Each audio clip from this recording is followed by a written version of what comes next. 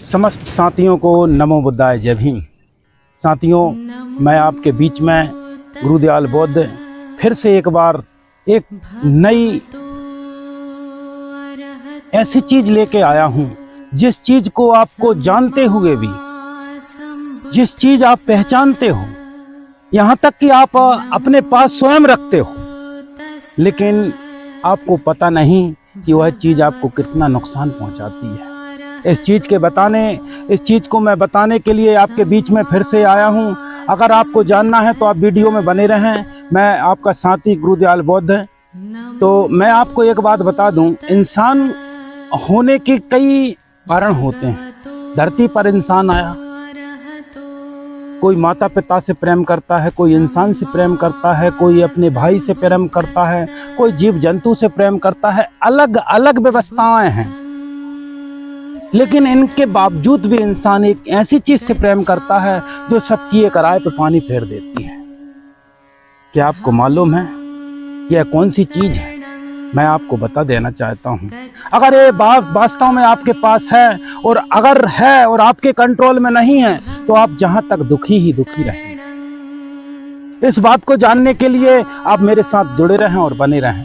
मैं आपको यह बात बता देता हूं कि आप जिस चीज को अब जन्म से पैदा भय जब से आप साथ में लेके चल रहे हो, कभी भी आपको सिवा नुकसान को उसने फायदा नहीं दिया।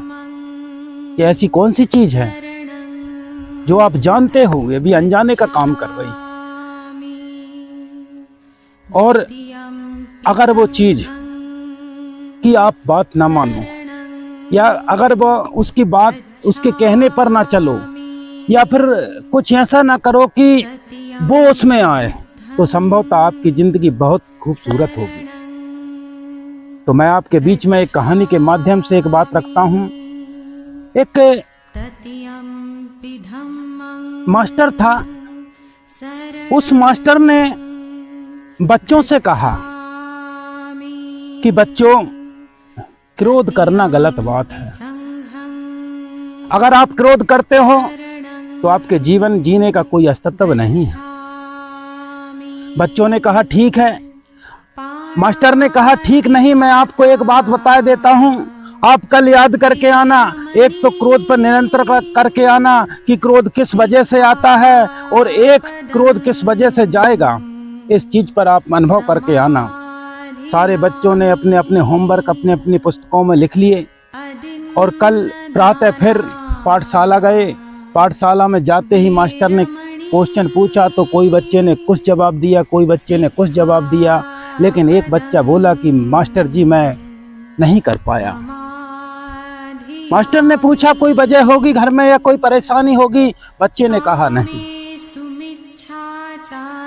मास्टर ने कहा अगर नहीं है तो फिर वजह क्या है, आप क्वेश्चन को करके क्यों नहीं आए? तो बच्चा बोला कि मैं खेलने में व्यस्त हो गया था। तो मास्टर बोला कि देखो बेटे, खेलना जरूरी नहीं है, लेकिन आप खेलने में इतने व्यस्त हुए कि आप अपने जीवन को जो लक्ष्य है पढ़ाई करने का, वो खो रहे हो कहीं ना कहीं। बच्चे ने कहा वो तो ठीक है मास्टर जी, लेकिन मैं आपके प्रश्न का जवाब नहीं दे सकता। मास्टर बोले क्यों नहीं दे सकता? सारे बच्चों ने तो ये कार्य किया है, तुम क्यों नहीं कर सकते? बच्चा बोला नहीं। धीरे धीरे इस बात को बढ़ते बढ़ते इतना हो गया कि मास्टर को खुद क्रोध आने लगा।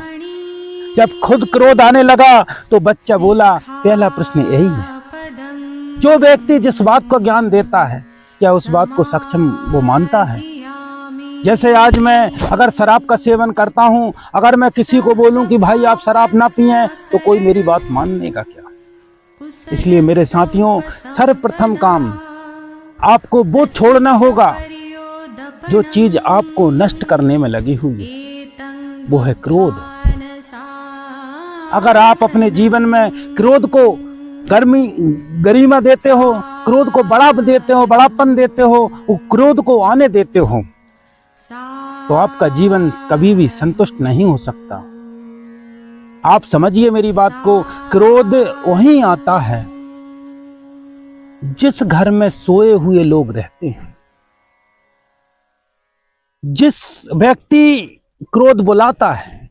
ऐसा कोई संसार में कोई व्यक्ति नहीं है कि क्रोध आने से पहले उसको पता ना हो कि मुझे क्रोध आ रहा है।